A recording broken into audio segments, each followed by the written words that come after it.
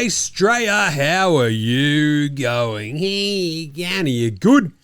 You should be. Why is that, Jim? Well, it's a short week this week, isn't it? Easter is happening, so yeah, no, it's okay. You're basically already halfway through the week and it's only Monday. It is NBA Straya. I am your host, James Clemens, here in Larry Armour Studios. It's Monday, March 30. We've got 5 weekend winners and losers for you in this show for the playoff race from the weekend, right? So who did good and who did bad? Very simple. But mostly, are the Sixers back? Are the Sixers back? That's going to be kind of fun. We've also got 3 anti-tanking measures that Adam Silver and co have come up with. So we'll talk out those. Anyway, so quick one through That's Not a Knife, Old Mate, No Mate, Spud of the Night, Better Than Lonzo, Balls, some Nars, and Unpopular Opinion of the Day, Outback Takehouse. In the Unpopular Opinion of the Day, we're going to talk some commentary. Footy commentary just always does my head in, and basketball. We talked about this on Friday, so I'm going to talk about this out a little bit more. We've got the Andrew Gaze Grey MAMBA Award for Outstanding Achievement in the Field of Excellence, a pick and preview for all of the games tomorrow. We'll check in with the Aussies. Big game from the Rooster, Jock Landau, yesterday. Enjoyed that. And that's it. Then we'll pick and preview the games tomorrow. So without further ado, let's get into it. Episode 1372. Let's go.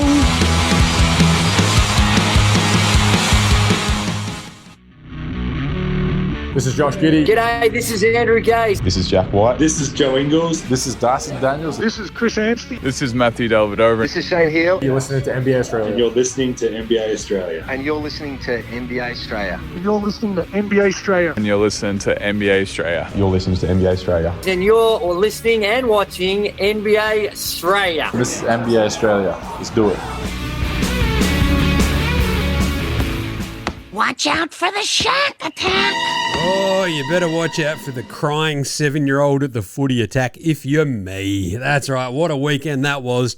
Had an awesome amount of basketball. Some really good games in there too, which we'll get to in a minute. But yes, took the squid to the Carlton-Melbourne game of footy at the MCG. Had a great time. So what's that? The second game we've gotten to this year. And in both games, Carlton have stunk. They won the first game despite themselves when they beat Richmond. And yeah, everything was looking pretty hunky-dory. A couple of tins at the pub before we got there. They got off to a flyer and just boom, Groundhog Day. Carlton stink. They don't manage to hold on this time. They get absolutely steamrolled by the Demons in that second half. And smash cut to a crying 7-year-old. And me sort of sitting there going, yeah, man, look, hey, this is just sport. Sometimes your team just stinks. And it did make me appreciate. I'm wearing the Sonics hat right now. I have very much enjoyed NBA Straya, like doing it. Being a basketball, what do I call it? Agnostic. I understand that people are fans of teams, but it's just not for me. Until the Sonics come back, and then I'm going to be the most... I don't know if I'm the biggest Sonics fan in Australia, but I've got to be pretty bloody close, right? So anyway, basically every time Carlton stink and, your emotions get caught up in it, having a 7-year-old, living on the absolute edge the entire time really makes you appreciate not giving as much of a crap about some of these things. And basketball, I just appreciate it all. I'm an equal opportunity hater, as I like to say. So that's kind of fun. Anyway, just a nice little, oh, geez, moment. The poor little fella. Anyway, he was all good. Got on the train home, had a chat with a bloke there in a Dennis Armfield jersey. That was amazing. Anyway, let's start today's show the way we start every show here at NBA Australia with, is it some sort of, is it a whip around, Jim? Yes. It also usually is with a bit of a, anecdote from the weekend. It's good to see my buddy Weaves. Didn't message him during the game because I'm like, they're going to lose. This sucks. As they're beating in the Demons' heads. And of course, yeah, that's what happened. So dodge that one. But anyway, some news from the weekend. Tyrese Maxey came back. That's very cool. Because we're going to talk about the Sixers again in a moment. And wow, they are radical. Ant-Man has apparently been cleared to at least look at returning tomorrow, which is very cool. So they've got a big game tomorrow, do the Wolves. And Anthony Edwards looks like he's going to at least maybe try to play. Game time decision, I think, was the latest we saw. Expected to make his return in Dallas on Monday. He's going to play in all 8 of the remaining games to be in all NBA consideration. So, yeah, we'll see what happens. I do like the timing, though. Just saying. LeBron and Bronny. That was a big one from the weekend because I don't have the Lakers in the weekend winners or losers. All they did was kick their heads into the Brooklyn Nets. So there's 2 Lakers things at the top here. I've got Bronny and LeBron. The first father-son duo to be to assist on a bucket in NBA history. It was kind of neat. It's also funny because it's taken this long. That's how much Bronny stinks. Yeesh. The other one is for the Lakers. The Lakers are still very good. Luka got suspended for this game on Monday because he basically got his 16th tech. He was having a bit of a sook. And guess what? The sook and Slovenian got slapped with a big suspension. Try to say that 4 times fast. I'll tell you what. So we'll see if they get, I don't think he got one that was rescinded, but he and Zaire Williams got tangled up and assessed double techs. It was just like, what are we doing? Double text for that. To get suspended for a game is just ridiculous. But this is what happens. It's an accumulation of you bitching and moaning, Luka, you big old Slovenian sook.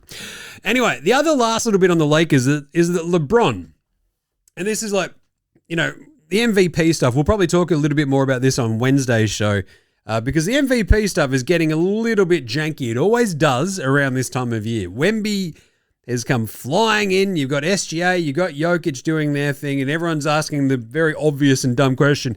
If San Antonio get the 1 seed, does Wemby get the MVP? It's maybe, but I don't know if his counting stats are just really going to add up. But it has thrown into stark relief the fact that LeBron has played more minutes than Wemby this year.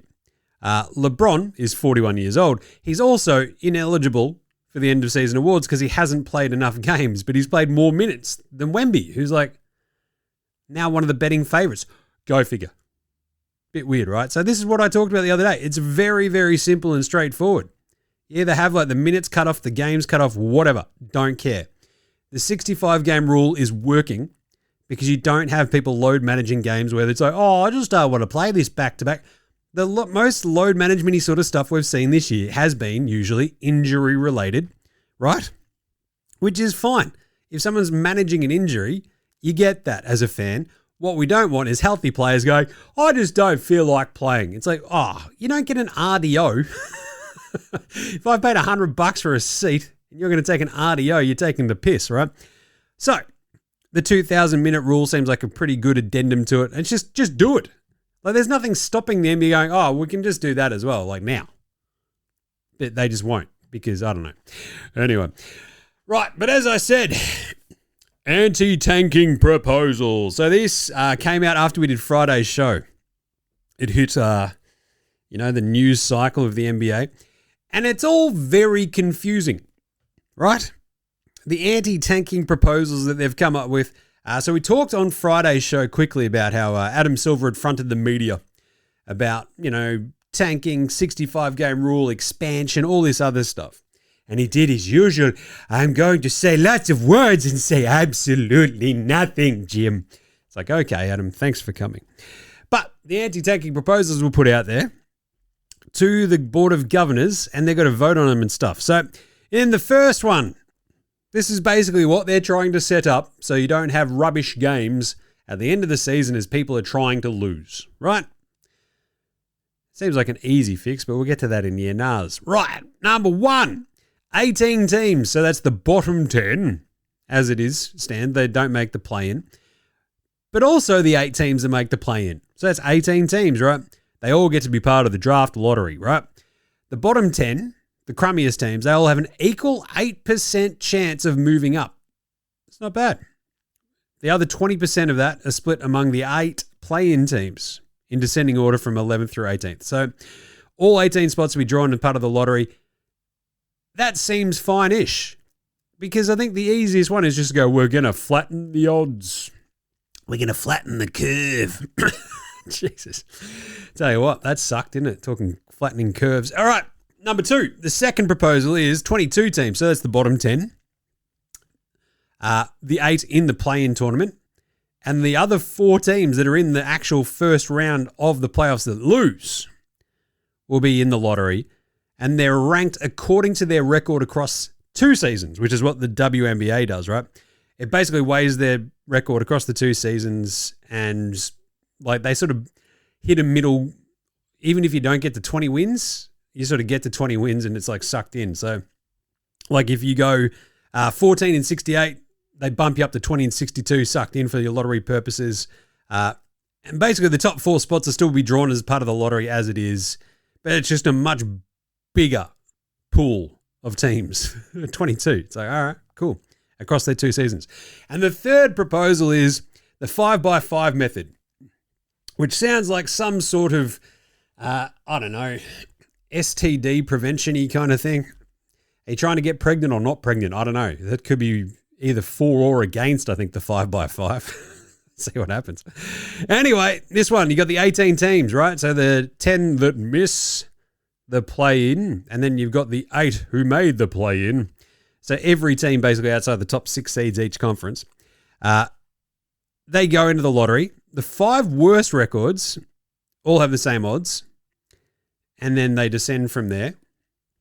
And they have a lottery drawing the top 5 picks in the draft. And then once that's done, they do another lottery for the next 13 picks, which I'm actually kind of okay with. I think it should just be a lottery for like every pick. I reckon it's way more fun. So basically, if you have one of the worst 5 records, you can't go below 10th, which is not bad. It's a bit more punitive. I don't mind this. So anyway, we'll get to this a little bit later in the NRs, but it's a little bit convoluted. That's just the way the NBA does things. Can't make it easy. Can't make it simple. And you know what? Some teams are going to figure this out anyway, so it's all a bit stupid. Right. Let's do some weekend winners and losers. Oh my God. I won! I won! Ah!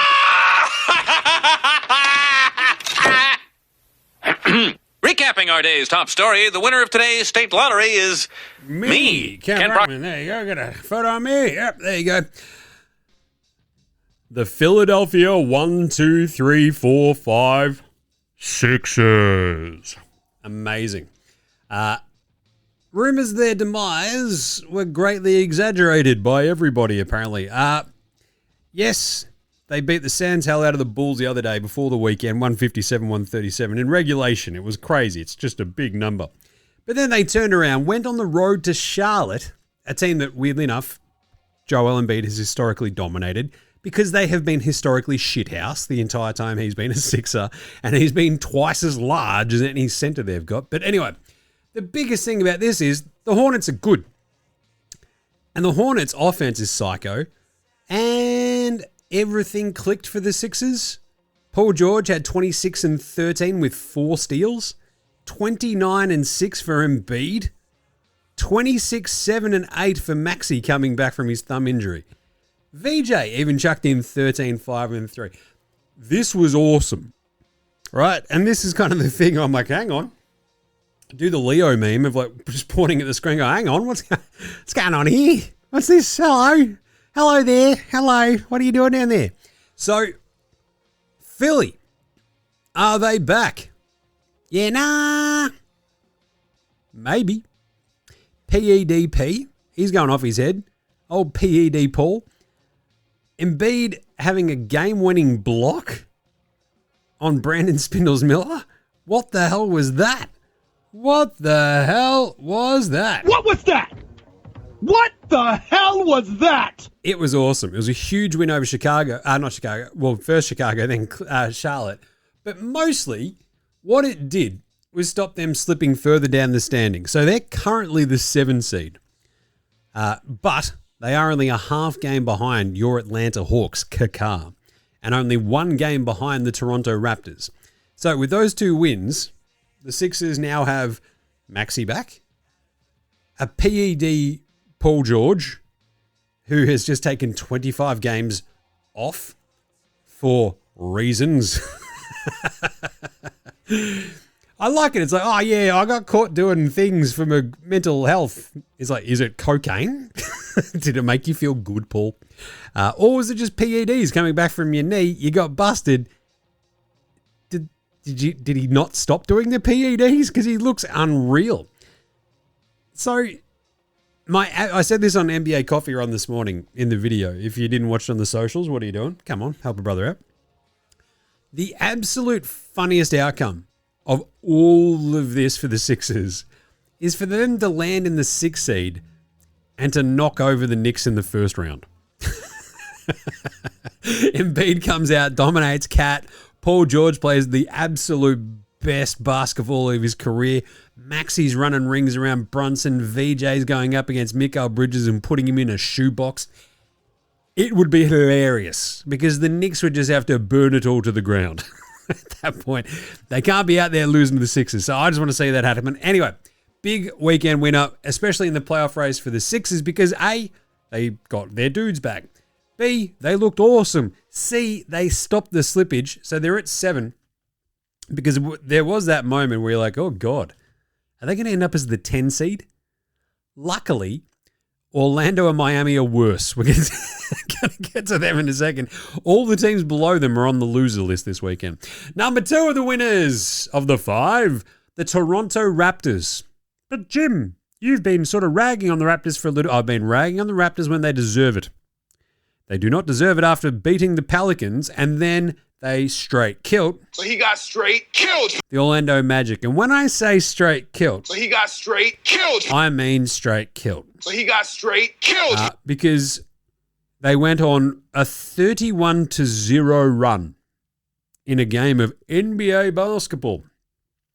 They were down 20-14, then they were up 45-20, and the game was effectively over. They beat them by 52. Like, it was absolutely absurd.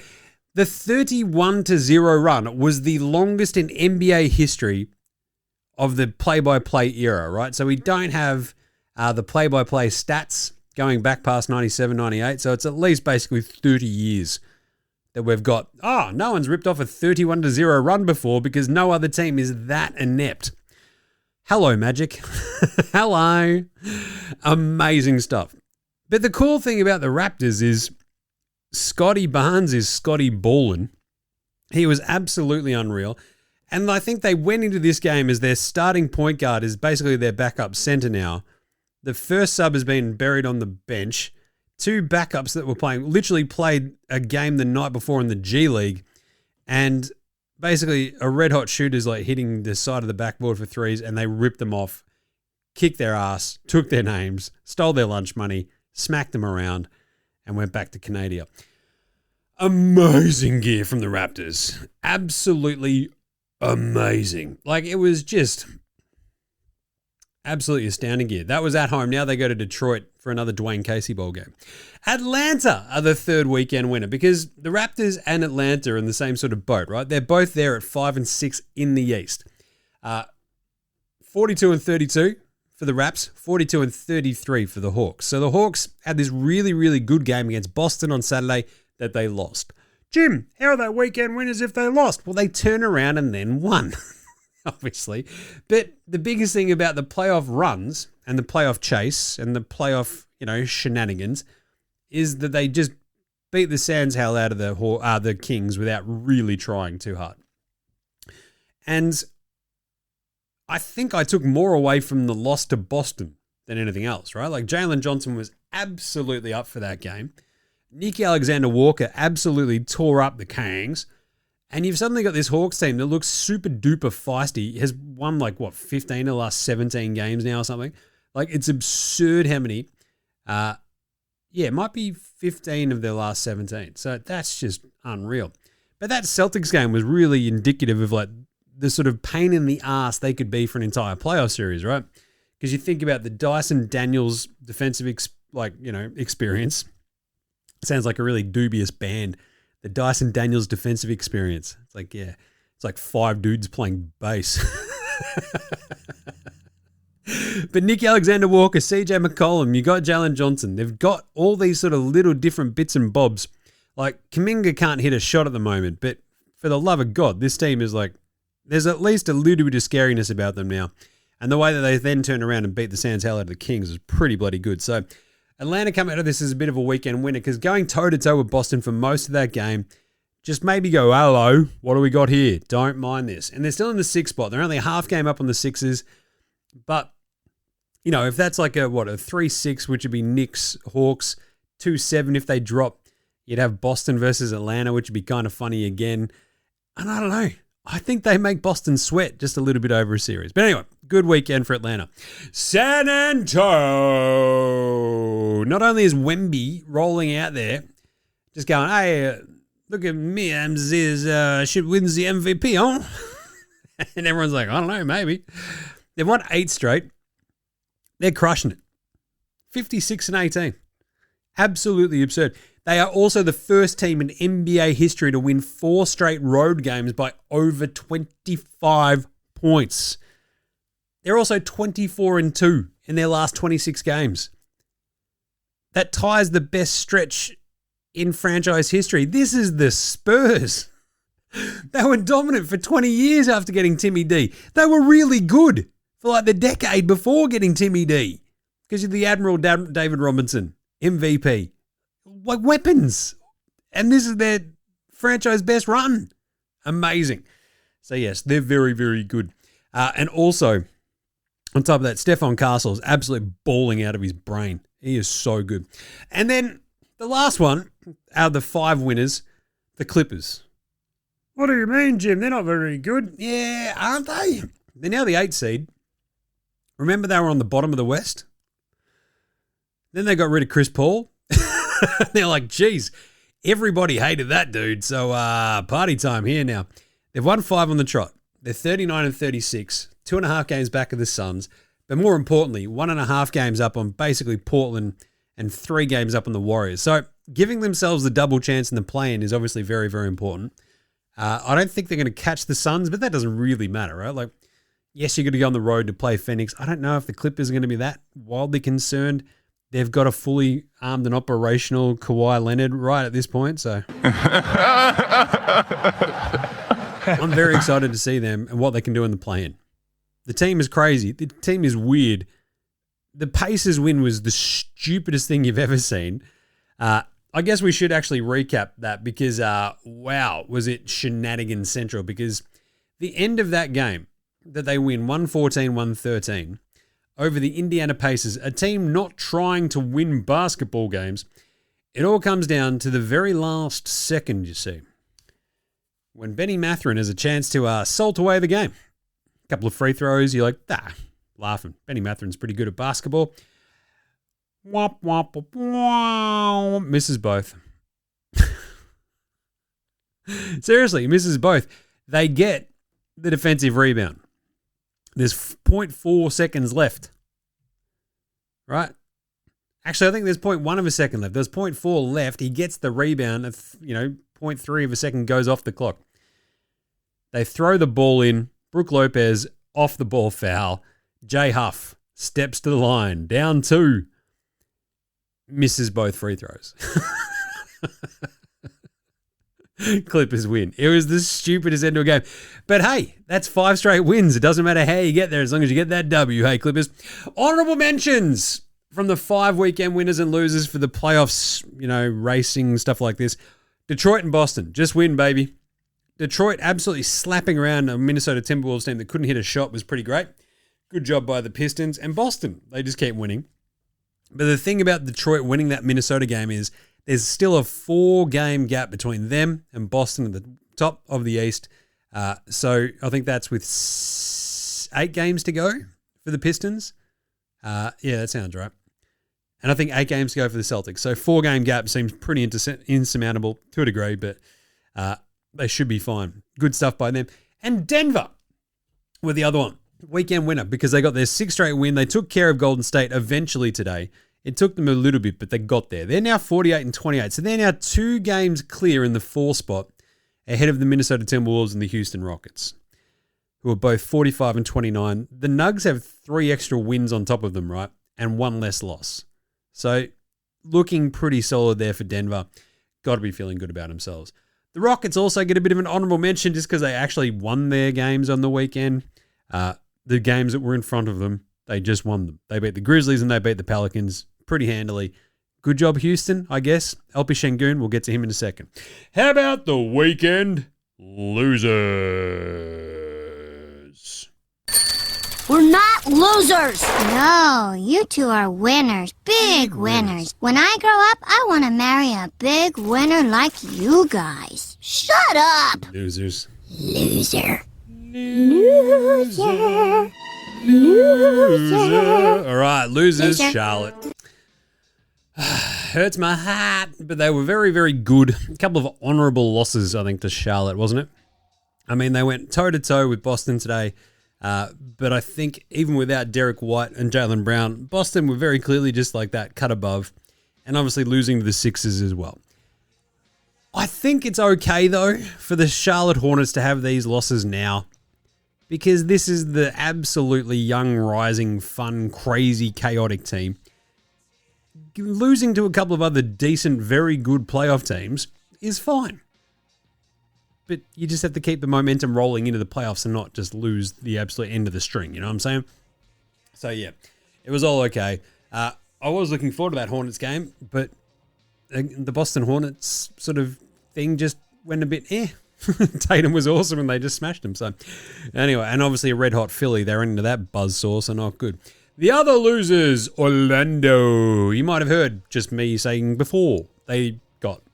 What happened? Oh, did they get straight killed? So he got straight killed. Yeah, they got straight killed. So he got straight killed. 52 is pretty bad. That's the largest loss in franchise history for the Magic.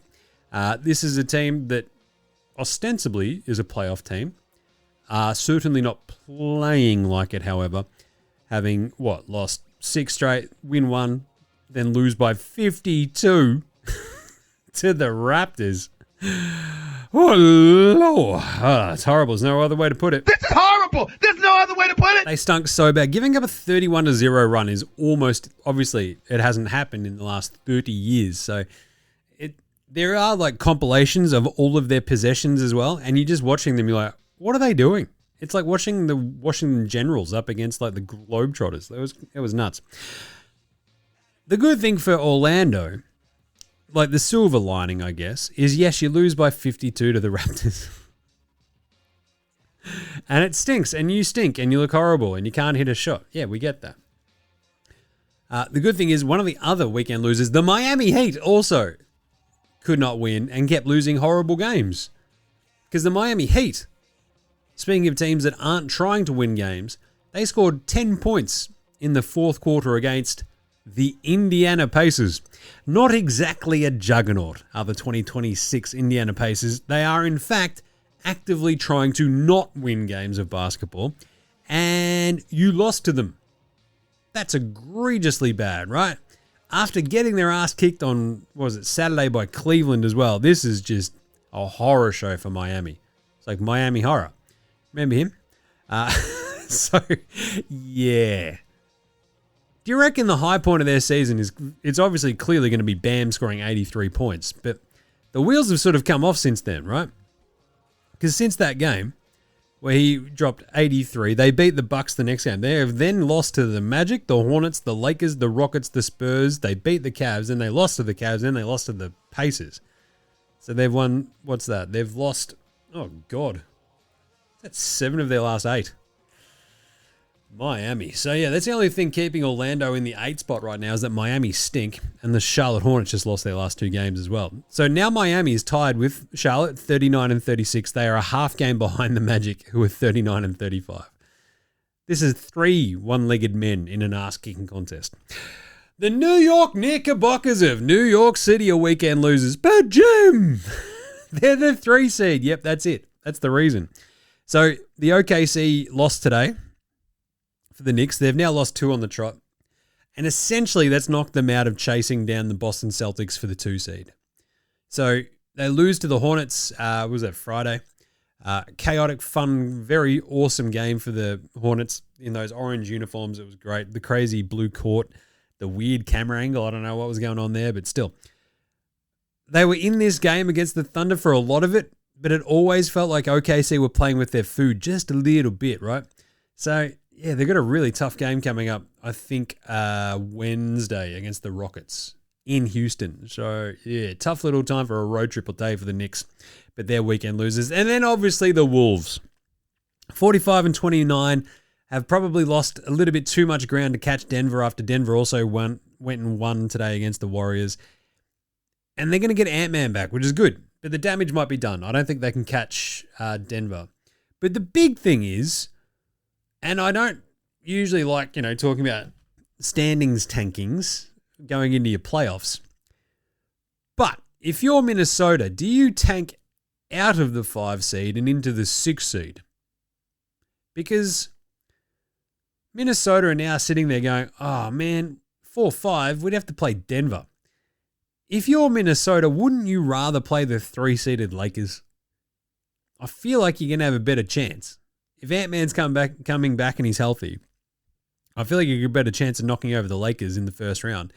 And also, it puts you not on OKC's side of the bracket. You would, if you got by the Lakers, you then have Ant-Man with a couple more weeks coming back from his knee injury. You've got McDaniels, you've got Randall, you've got Rudy Gobert, this Stafford up against the Spurs. You've got a battle-hardened Wolves team that has not looked all that good all year, but a Spurs team that might just, who knows, the glare might be too bright in the second round of the playoffs. You might have a bit of a puncher's chance. So I don't know. Wolves, maybe weekend losers, maybe not, but they're 45-29, same as the Rockets right now. They just have to figure out if they want the 5 seed or if they want to tank it out. Anyway, no real honourable mentions outside of that. I mean, the bottom of the East, like all the other 10 teams, we're just ignoring them at this point, right? It's just, stop being gross. The Warriors kind of, but they're essentially locked into the 10 seed now, and that's kind of it. Like, they've just got to be sitting there going, we should just start scouting Portland now, because they're like 1.5 games back. Steph's out for another week. Yeah. Just keep Steph on ice and just roll him out there for that Portland game and see how you go. Right, who was the best performer of the weekend, Jim? That's not a knife. That's a knife. Oh, Jason Tatum. Remember how he tore his Achilles? 32, 5 and 8, taking the piss. Scotty Barnes, career high 15 assists against the Magic Men. 23 points, 15 assists, 2 turnovers, 3 steals, 5 rebounds. Weapon. As I said, he's not Scotty Barnes, he's Scotty Ballin. Good on you, Scoob. 41, 8 and 3 for Luka before he got, suspended for tomorrow's game. Good job, Luka. Amazing work. Legitimately incredible. The Lakers are just like, nah, we're probably fine. We're playing the Wizards. If you're going to get suspended, just take the day off. Anyway, SGA against the Knicks down the stretch. He scored 9 points in a row. You're like, God damn. Finishes with a 33 and 4, but just looked in control. And you're like, Jalen Brunson, SGA, clutch scorer of the year. Who's going to... Oh, SGA's got it. Yeah. Jay Huff, weekend winner. That's not a knife. The NBA Australia Approved Performer of the Night. Missing those 2 free throws is just great gear because what happens there, he saved the tank. That's just awesome tanking. The Pacers are like, no, we've got one of the 4 worst records in the NBA. We are not winning another game, sir. And then they went and won today anyway. But it was just incredible tanking. So they have now got 17 wins. But just imagine if they had have won that Clippers game, they'd have suddenly, all of a sudden, I think, jumped up to essentially, what was it? Maybe equal with Brooklyn, I want to say. Yeah, 18 wins they'd have. But yeah, they're currently in possession of the worst record. So good job by their Indiana Pacers. But no, come on, LP Şengün. What a game by the Houston Rockets big man. 36, 13, 7, 3 steals and 3 blocks. Absolute game of his life against the Kings. Good job by LP Şengün. And this is it. The Rockets just sort of needed him to go, oh yeah, I'm really good. Check this out. Whack. Maybe that big face plant on Friday where no one got around him was, the nadir of the season. But that was an awesome 36, 13, 7, 3, and 3. The cool thing is, spoiler alert for later, no one's ever done that before. So, yeah, we'll talk about that again in a second. Who was Spud of the night? Spud, Spud, Spud, Spud, Spud, Spud, Spud, Spud, Spud, Spud, Spud, Spud, it is Spud of the night. Spud of the night. So many Spuds this time of year. 0 of 9 for Cody Williams Bowl. 0 of 8 for Colin Gillespie Cole. 0 of 5 for Johnny Cumdog Millionaire. Killian Hayes, baby. 0 of 5. Just, he stinks. 1 of 10 for Donnie Mitchell. 1 of 11 for Neat Clifford. 1 of 11 for our man, Josh Giddey, up against his old team, Oklahoma City. But I think the worst, most egregious Spud of the week, we also had a bunch of other, like there was a 3 of 15 for Naz Reid. 3 of 15 is pretty rough. LaMelo, in that loss to Philly, went 7 of 26, including 5 of 18 from 3, which is not horrible. It's not good, but yeah, 5 of 18 is also pretty bad. 7 of 26 is just amazing. Jared McCain. So the Sixers now back at full strength. He went 0 of 3 and then 0 of 4 on the weekend. So not a great weekend for your old man, Jared. But my favorite is the 3 of 14 line this weekend was very popular because not only did we have Bam Adebayo go 3 of 14, you had Connie Knippel shot 3 of 14. So did GG Jackson. Not to be confused with GG Allen, but that's basically what he was doing. He's just throwing shit everywhere. GG Jackson. But Paolo Banchero probably wins Spud of the weekend because he was so disgustingly bad. He shot 3 of 14. He had 9 points against the Raptors. So you're in an absolute dogfight to, make this playoff race even vaguely interesting. You're only at this point, before you lose that game, you're basically only 2 losses behind the Raptors. You lose this game, you're not catching them, right? You're now 3 games behind them overall. But if you win that game, you've maybe got a bit of a chip. Nope. Paolo goes, not on my watch. We're going to have an absolute stinker. 3 of 14 shooting, 5 turnovers, 0 of 5 from downtown, and just watch that highlight, the low light reel of the 31-0 run. You're just like, what is he doing half the time? Just gross. Anyway, but that's, the Spuds. How about everyone's favorite, though? Did we have a couple of, oh, yeah, that's right, Jalen Wilson. That's right, Brooklyn's own Jalen Wilson. And, of course, your man, Scoot Henderson. He's becoming a bit of a Spud of the Night Hall of Famer for going and shooting. Oh, yeah! Chill, 311. He shot 311. They've been amazing. Good job, Scoot. Good job, Jalen Wilson. Who's old mate, no mates? Old mate, no mates. Old mate, no mates. Old mate, no mates. Old mate, no mates. Old mate, no mates. Old mate, no mates. Who's got no mates today? Welfare check on Jaden Ivey? Anybody? Just some weird Instagram comments with some God judgment-y sort of stuff.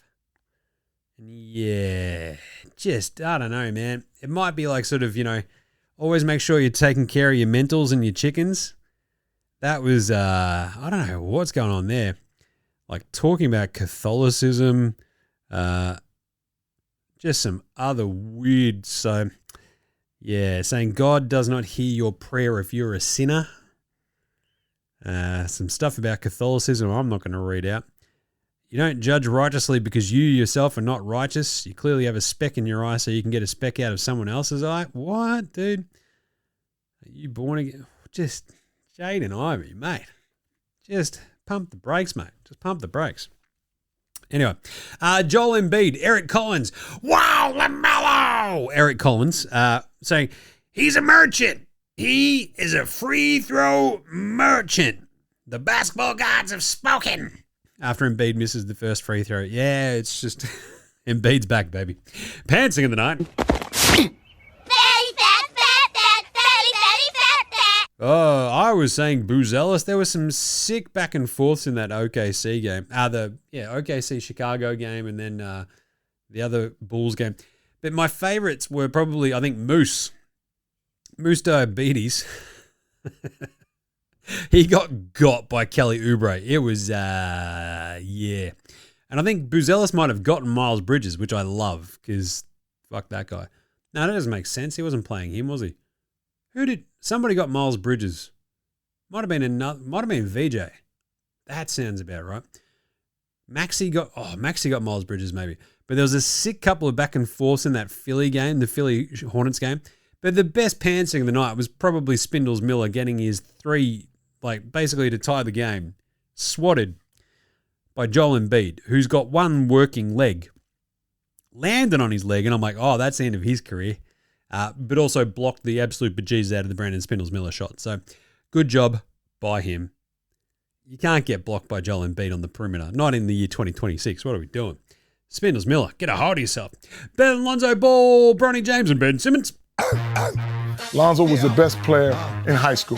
He was the best player in college. You think he'll get to the pros and be like, I made it to the pros, now I can be average. We're coming for everybody. Coming for everybody. Pritch better have my money. Pritchard, he was really good against the Hornets. 28 points, 6 rebounds, 6 assists. He was a plus 13. Shot the piss out of it. Stefan Castle got his 4th triple-double of the season. 22, 10, and 10. I mentioned that earlier. He was really good in that game for the Spurs. And the other one was Buzelis, who played an amazing game for the Bulls the other day. Because the Bulls, I don't know, they're just a very, very strange team who lost to the Grizzlies by a point. But Buzelis was incredible. He had 29, 10, and 3 in that game. It was sick. So, yeah, good job by Buzelis. A couple of sick dunks in that game too. All right, what about the magic tweet of the week? UConn's victory over Duke in the NCAA tournament was a classic. UConn came back from a 19-point deficit to win the game 73-72 thanks to Braylon Mullins' 3-point shot at the buzzer. It reminded me of Steph Curry. So clutch. What do we say? Thanks, Magic. I mean, there's been other, Steph Curry is not getting into a Final Four by hitting a 3 to beat Duke. What? It's crazy. But yeah, if you were watching any of that game, it was sick how UConn came all the way back. I love Danny Hurley. I love UConn. That team just keeps overachieving. Back-to-back titles is just absurd. National championships, no one has done it since, Florida. That was unreal. Good job by NCAA, tournament for just going, hey, we've got a couple of awesome blue bloods. Let's massively, massively shine a huge spotlight on it in prime time on a Sunday. Boom. And the NBA is just like, what are we doing? We've got 3 games on NBC. You're like, all right, good job. What were those games? It's all a bit underwhelming. Anyway, UConn over Duke. That was fun as. All right, finally, Duke out of the weekend. Dickhead of the week. DeAndre Ayton was asked at practice, as one guy here who's been all the way to the finals, what's the key for his next 8 games as preparation for a playoff run with the group? DeAndre Ayton paused, and then he's like, that question was too long. You have to repeat it. I zoned out. What? All right, DeAndre Ayton, dumb as a bag of bricks, confirmed. Seriously, it's one guy's been on the finals. What's the key for these next 8 games as preparation for the playoff run with this group? I don't know, lock in. Pay attention. Gee, I can't imagine why DeAndre Ayton's career has been underwhelming. Woo! All right, some quick NRs right after this. This is Cam Glidden. This is Anthony Drimmick. This is Mitch McCarron. This is Jason Kadee. This is Darryl McDonald. Hey guys, this is Hugh Greenwood. Yo, what's going on? This is Illy. This is Mark Worthington, or commonly known as Wortho, and you're listening to NBA Australia. You're listening to NBA Australia. And you're listening to NBA Australia. And you're listening to NBA And you're Australia. listening to NBA Australia. And you're listening to NBA Australia. And you're listening to NBA Australia. You're listening to NBA Australia.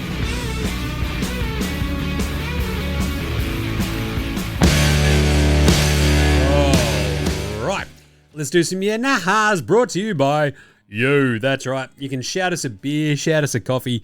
over at buymeacoffee.com/NBA Australia. Basically, it's our Patreon. We have the 5 most fun players at every position all time going up some point this week. It's going to make sure, I think it should be all taped and everything and ready to go. But anyway, so if you go join up, you'll get a free, well, not free because you're supporting the show, but you get exclusive content for supporting the show that no one else gets. You get to join the Dead Set Legends Club. It's awesome. Go check it out. buymeacoffee.com/NBA Australia. Right, let's go. Yeah, Nars, are we overcomplicating this anti-tanking lottery stuff? Yeah, nah, yeah. I mean, I think to a degree where it's like, oh, you got to have 2 years and then it's like this and there's 18 teams.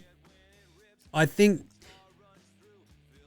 we've got like, the idea is right in there somewhere, right? To have more teams involved in the lottery. I think what we could be doing is an even more crazy lottery for every pick as we go through. I feel like this might be the easiest one, right? Just the bottom, so the teams that lose in the first round, all the play-in teams, and the bottom 10 as well. So you got 18 teams, 22 teams, whatever. I'm just saying, we could just have all of that and just have a lottery for each pick as we go through with everybody's odds. And as soon as you get a pick come up, it's like, oh, bang, off we go. Completely randomize this. It's going to be nuts. I'm just saying, this could be unreal. You can't tell me that's not going to be like an absolute crapshoot of where you could land for every pick. That's not incentivizing you losing it all. Like, and if you just have super duper flat odds, who cares? It'll just completely chop and change the order. It's all completely up to chance, essentially. So yeah, screw them. I don't know. But I feel like what we're going to need to do is essentially just carve out like a little bit of time just to go, right, here are the 3 best ideas. I don't know if these are the 3 best, but it's a start. So it's just a bit overcomplicated. Number 2, is anyone beating OKC or San Antonio? Yeah, nah. Yes. I mean, we saw last year the Pacers nearly beat OKC, right? And OKC have got like these games like they had today where the Knicks sort of got back into it. And then the, verbal meme, essentially it's the guy with the game controller leaning forward. That's what OKC did and then put the Knicks away. The Spurs look awesome. They've been dominant, 24-2 in the last 26 games. It's absolutely absurd. But I think some of these other teams are out there just circling. Just going, yeah, we've got a bit of experience. Denver, it feels a little bit sort of smoke and mirrors for Denver at the moment, but they've won 6 straight, so I think it's okay. Boston still look pretty dangerous. They're basically getting some rest into Derek White and Jaylen Brown now, which is pretty smart. So yeah, I don't know. I think they'll be right. We had a good comment over the weekend. Who sent that one through? I should actually check that out. Hey. Let's find out. All right. There was a good one too. We had the... Oh, is it Jesse B? There we go. Yeah, Jesse B. So when you watch Charlotte versus Philly, is your commentary on Charlotte, Philly, or mute? Yeah, nah. Jesse B absolutely says I'm on mute. This was a great question. Because you got Eric Collins and you got, and you're just like, oh, this is Abdul Abanabi. It's just not great. This is not great. So, who have been the worst commentary teams this year? Yeah. Power rankings. So Charlotte. Now we'll go from the fifth worst to the worst. At number 5. OKC. If you watch their local broadcast, you're like, oh, this is just weird. It's like a local college broadcast. Like when you actually listen to like the college broadcasts of like a Final Four, like a Elite 8 game or whatever, and they're just like rooting for their team. It's just, that's the OKC home one. It's a punish. It's a punish. I would also throw here, Charlotte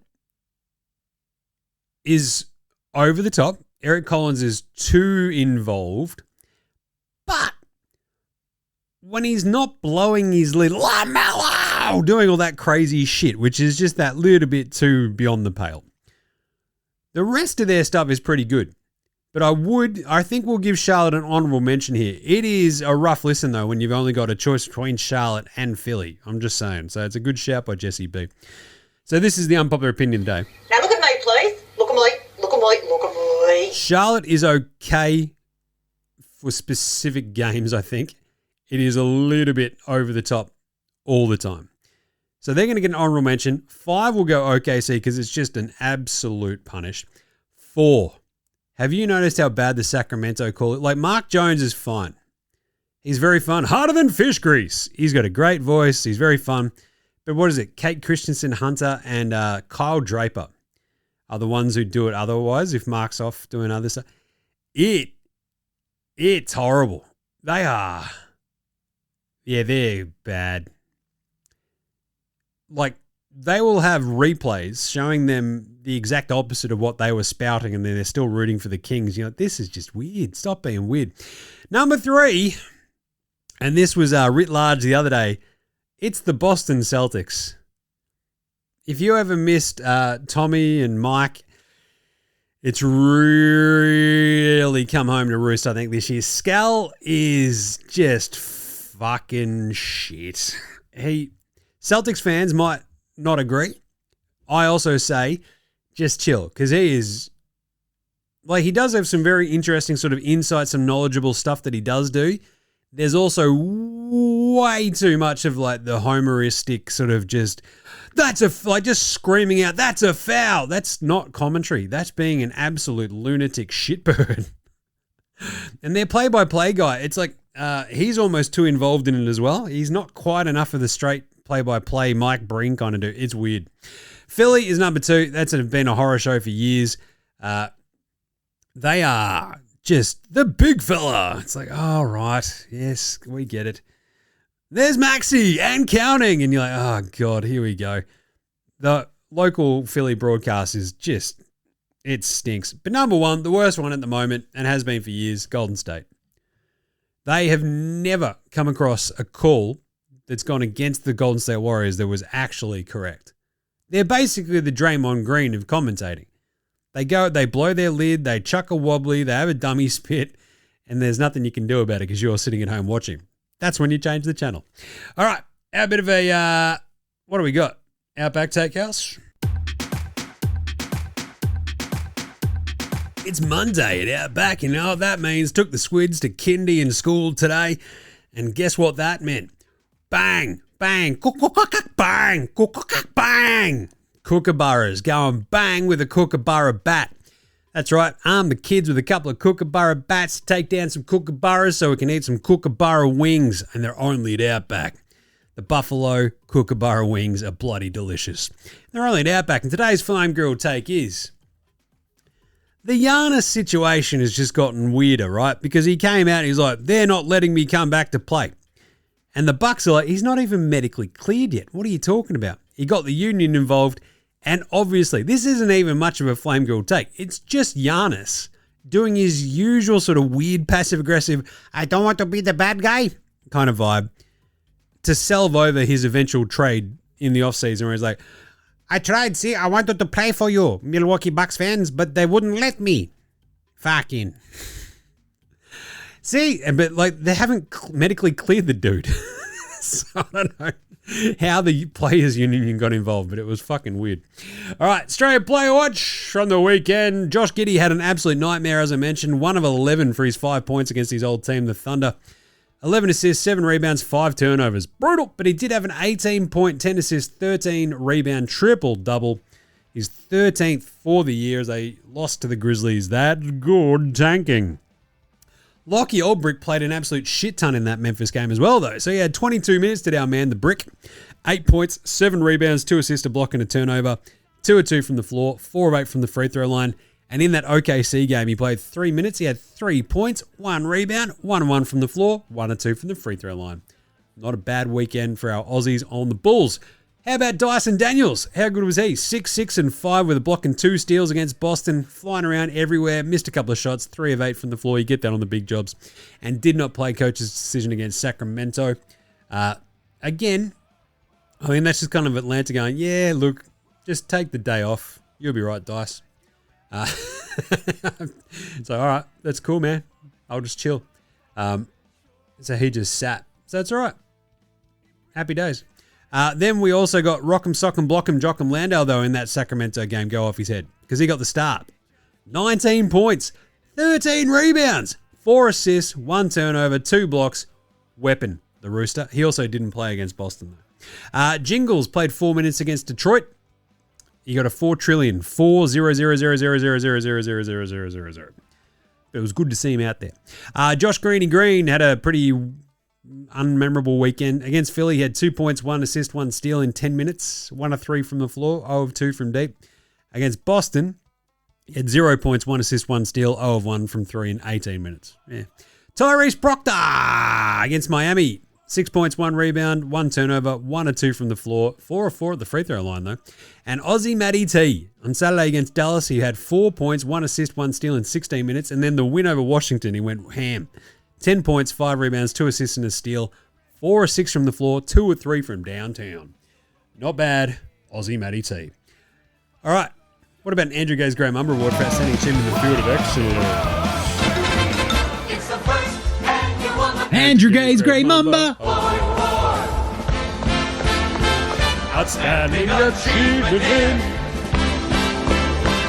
the field of excellence. Right. Scotty Barnes, first player to have 100 steals and 100 blocks in a season since Andre Drummond in 2018-19. Not bad. Good size. That's pretty excellent. Hasn't happened for 7 years. Awesome. Scoob. Defensive weapon. I love it. The other one was the Alpi Şengün one that I hit on earlier. So he wins the NBA Australia Approved Performer of the weekend. Yes, it was against Sacramento, but still.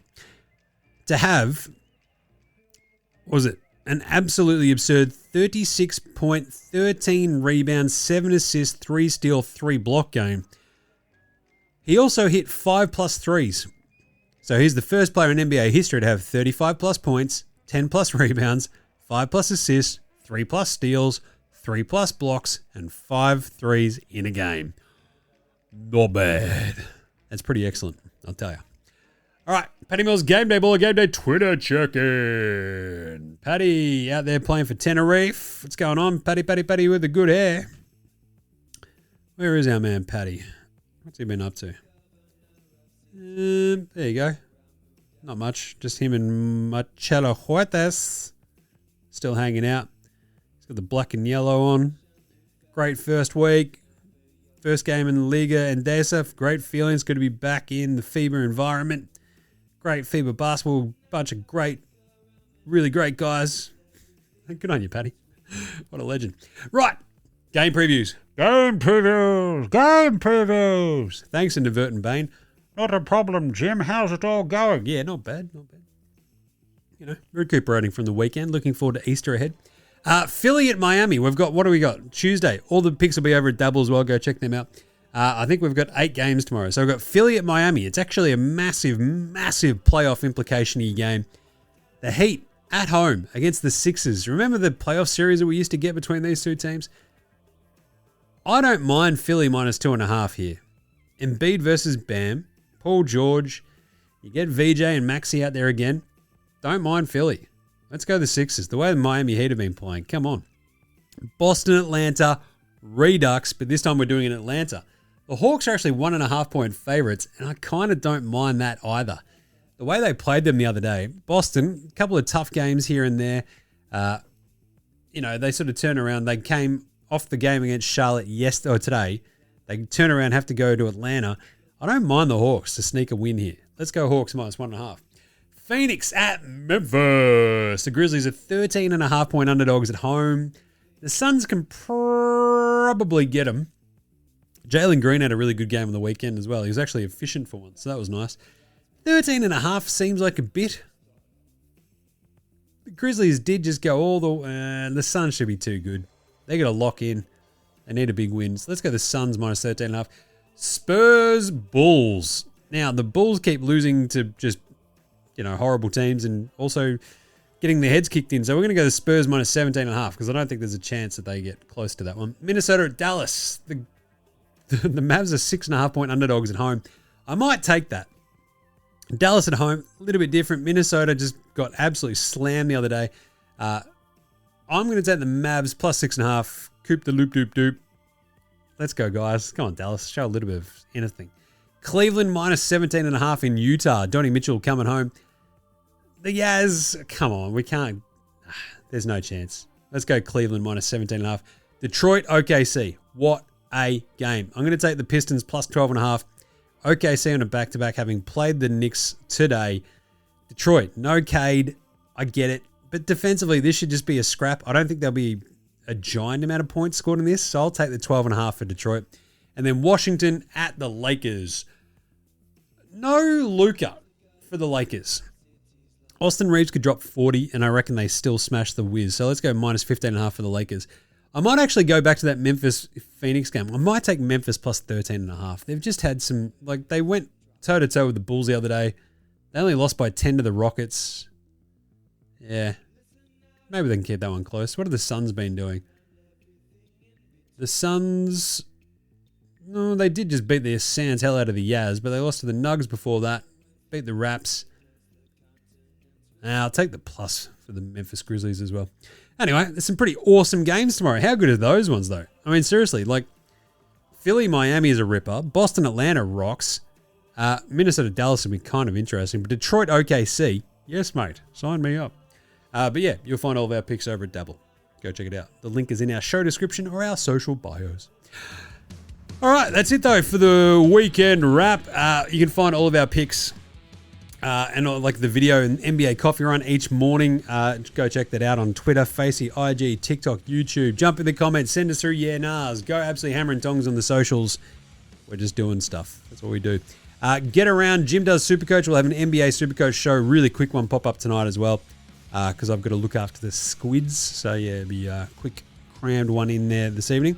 But it's really, really fun. Jim does Supercoach. Also, Footy Unfilterated. Watch me sadly soggy sorrow my way through a bit of a Carlton chat. Yes.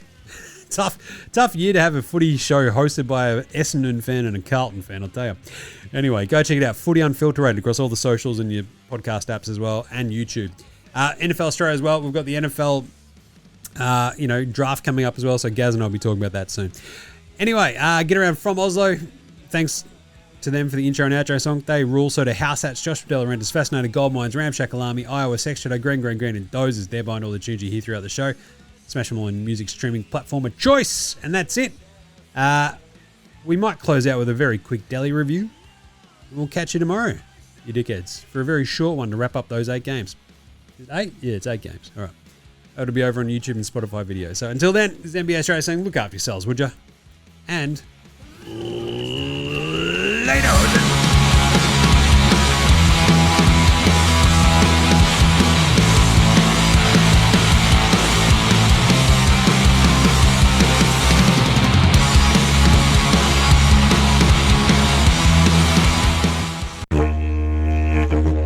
Oi, oi, oi, how the fuck are you? It's your old mate Deli over here, just swinging by from a latest pop culture review, eh? And I got to tell you, look, we're very, very close to winning an NBL title or whatever, but that massive break between games last week, I'm just like, you know what?